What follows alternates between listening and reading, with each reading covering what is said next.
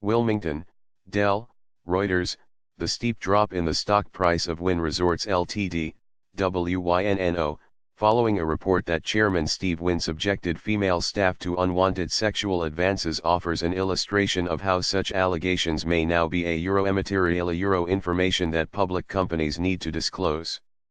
The Me Too movement has sparked a wave of harassment and abuse allegations leveled against dozens of powerful men in recent months.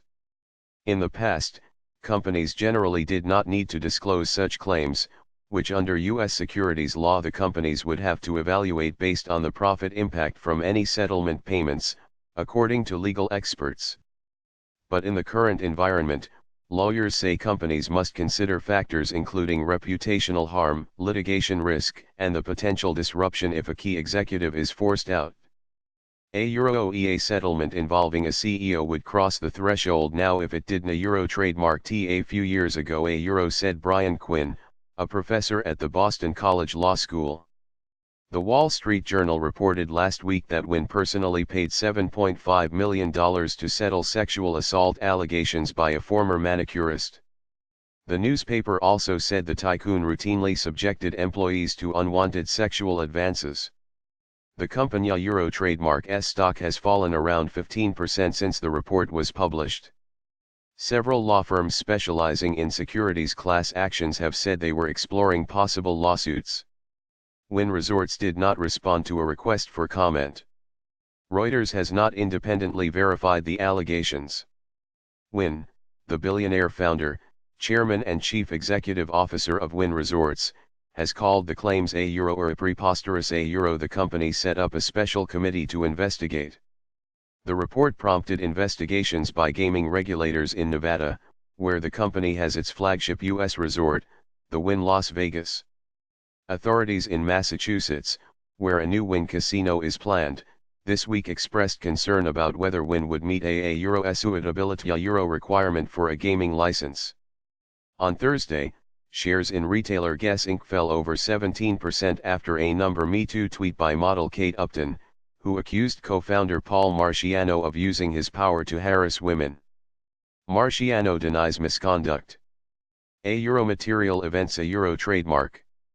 U.S. public companies are required to report material events trademark such as mergers or major product recalls, that can impact the share price. The rules are subjective and something that would be considered material to a $100 million company might not be for a $100 billion multinational.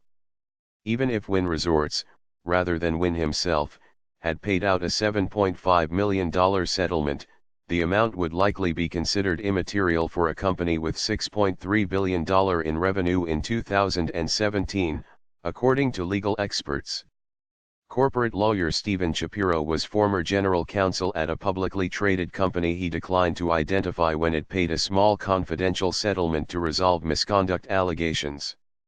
Today, Shapiro said he would give more consideration to disclosure in a similar situation, though he would still be cautious. Sometimes disclosure can be more misleading, he said. Shareholders might think the problem is more widespread than it is. That trademark not fair to investors. Allegations of sexual misconduct can be particularly tricky because they involve the interests of shareholders, who may want information public, and the rights of those who want privacy, including the accuser, the accused executive and his or her family. Disclosure can also open a company to liability if it describes an incident as isolated, and it later emerges there was problem of serial abuses, legal experts said. Many companies that uncover credible misconduct claims will opt now to force out an accused executive quickly, lawyers said, but that may not solve the problem when the person, like Wynn, is highly identified with the brand and remains a major shareholder. Tax return preparer Liberty Tax Inc., TAXO, encountered such a situation when it fired CEO John Hewitt without explanation in September, although he remained a controlling shareholder and chairman. In the following months, according to press reports and a resignation letter from a company director, Hewitt had sex in his office and lavished company funds on women with whom he was involved. The auditor soon quit, the stock has tumbled and Nasdaq has warned it could delist the company after Hewitt stacked the board with allies. The company and a lawyer for Hewitt did not respond to requests for comment. Alan Nelson, former general counsel of Crawford & Co., CRDB.N., which manages insurance claims, said harassment settlements, regardless of size, raise material questions about leadership and corporate culture. I think people in the boardroom should be having that discussion now, said Nelson.